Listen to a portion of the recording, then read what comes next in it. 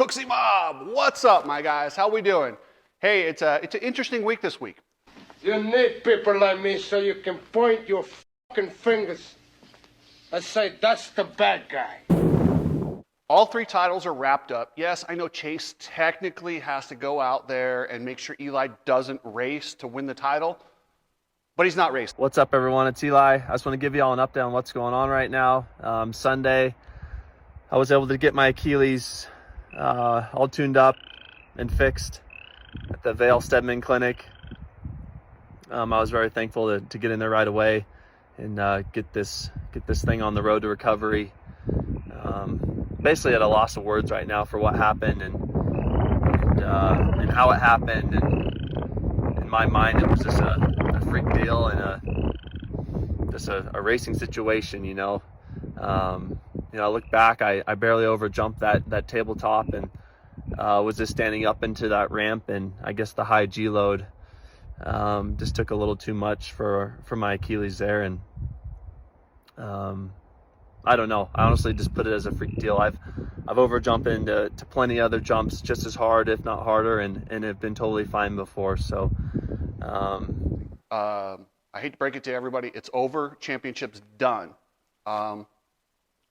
And then I wanted to talk a little bit about some of my sponsors.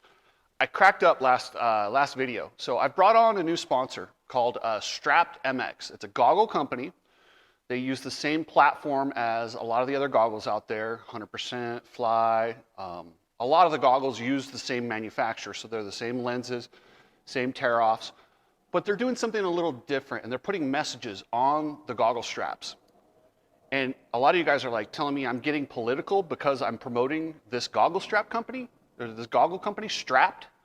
I'm not. And if you want to tell me what I can and can't promote, just go ahead, unsubscribe. I don't need you. Don't threaten me with it. There's a guy, I think his name's Chris Adams. Dude, he tells me one more time and I'm out of here. Hey, I'm going to miss you. Not really. But bounce, dude. I don't care. I'm going to talk about what I want to talk about, and I'm going to promote products that I feel like talking about.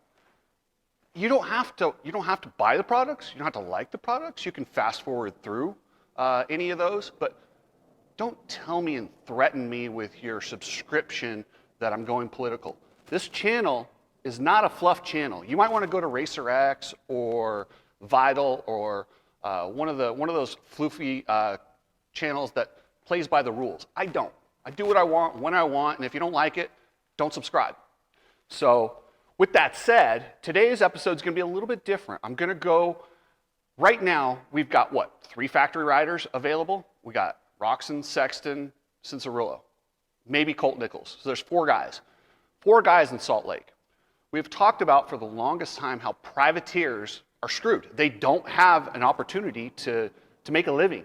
They struggle. They make less than most people. They have to have friends and family support their efforts to make it. And we're talking about guys we're not talking about guys outside the top 40. I'm talking about guys inside the top 40 that sometimes make main events who are struggling. It's a tough way to make a living. And I wouldn't be saying this if I didn't think there's money there to be shared. That's the thing, is I do think there's money there. I've put it together. If you want to go over to my Facebook, Cooksy Media Facebook, I pinned the story to the very top. I did a couple years ago about Glen Helen and Outdoor Nationals, and I literally showed you contracts and how much money's there and how much money's on the table and how little of it goes back to the riders. By my estimates, I would say about 6% of the take from a racing event goes back to the performers or the riders. That's disgusting. Every other professional sport is 49 to 50, somewhere in that range. Yes, the promoters deserve to get rich, but they don't deserve to get 94% rich. They deserve to get 50, maybe even 55% rich. I wouldn't mind if they had over 50%, because it is a lot to put on a race. You got to bring in dirt. You got to promote it. You got to put all your risk up there. You're the one that's going to eat crap this weekend when there's no factory riders and all those dudes don't buy tickets. You're essentially, like if this were the UFC, they'd cancel this event. They'd say, listen, we don't have a main event. We're going to cancel this and just redo it because it's not worth it. Unfortunately for Feld and the promoters, this is a series that has to go through. They're probably not going to lose money, but it's not going to be the season finale that it could be if it were to come down to a championship battle. So they're going to lose their asses a little bit in that sense of if you compare it to what it could have been 3 weeks ago to what it is now, it's a big loss. So now the privateers. Now, first I want to thank EBC. EBC is awesome. They've been with me for a long time. They got the best brake pads, rotors, clutches. They're awesome. And if you guys want to get in shape, hit up Coach Rob Beams. He's got programs that start at $22. He will make you the most durable, strongest, and just the best athletic performance that you could possibly have. And he uses, blood work, biological data. Like he breaks down sleep, rest, nutrition. Coach can go into everything, so check him out. But what I want to get to is I want to talk about if these guys were to strike or band together in a union, what would happen?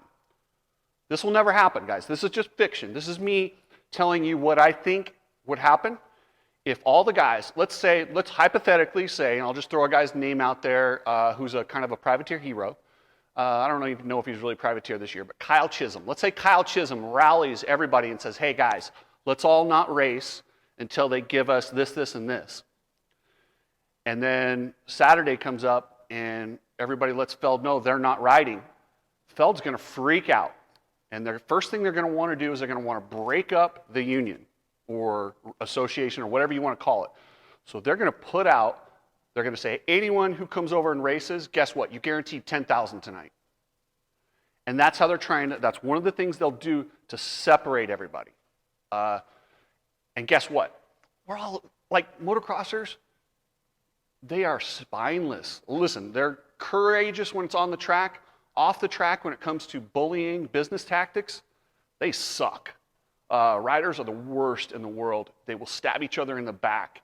They will kick somebody when they're down. That's what they do. That's what we do. That's the culture and how it's always been.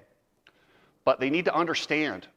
And I don't know how you get this across to the younger generation because everyone's just looking for their opportunity to get to that goal. And what's going to happen is if all these guys band together, you're going to have a couple guys go, dude, I've never made a main event. I could make a main event if I go. And then they're going to cross. And it's going to ruin the whole thing. One person crosses, it ruins the whole thing. How about like when they did this when the lights went out in Las Vegas, Jeff Emig crossed the line. Jeff Emig ruined it for everybody. Then Larry Ward had to go so he could still get his points fund. And it really, really ruined it ruined the leverage. But what it did was got the promoters' attention enough that they actually increased the purse. And the purse right now is, while it's improved from last year, it's still garbage. It really is. It's horrible. But these guys need to figure out a way. Will they ever do it? I don't know. It's fiction. I can't, when I think of this logically and I think of what would happen and how it would play out, there's no chance you'll get these guys to actually all band together and hold strong when Feld comes at them and says, hey, we need 10 riders and we're giving you all, I mean, what if they said 20 grand? We're going to give 10 riders 20 grand to participate tonight. How many guys who are starving, broke, their van's out of gas, would be like, dude, that's almost like, that can make the rest of my season outdoors. They're going to jump. So, I don't know. If anyone has a better way to make this thing work and get the promoters' attention, you tell me. The only way I know of is to support competing series, support World Supercross, support how they have a business plan similar to F1, where it makes the teams a partner in the organization. So they understand they're the show, they're the talent. They get 50% of the take.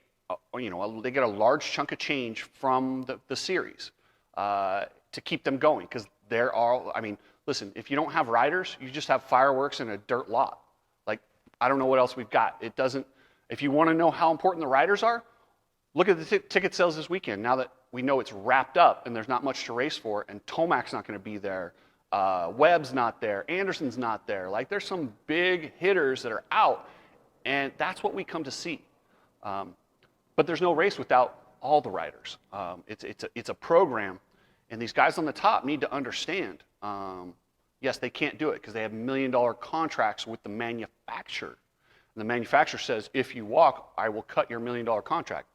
Nobody's willing to risk that. And I don't blame them. I probably wouldn't either. But as fans, and we support the World Supercross Series, now they're losing talent.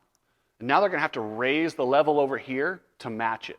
Competition in business breeds like a consumer, like, okay, so if you got two stereo companies, one of them selling it for $5.99 and the other one comes in and goes, dude, we only pay like $100 for these, so we're going to sell them for $200. And the other guy's got it at $5.99, they're going to have to come down because they'll never sell anything.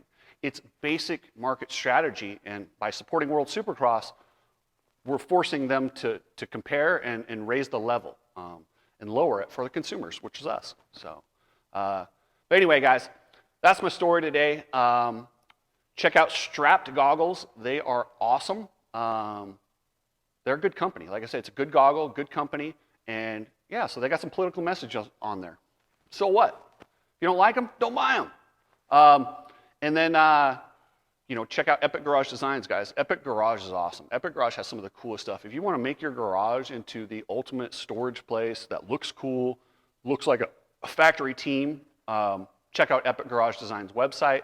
And then if you guys need a house in Southern Nevada, if you're buying, selling, or renting, hit up my friend Leanne Nestor. She'll get you dialed in, guys. So anyway, that's it for today. That's my little rant, my story. Have a good day.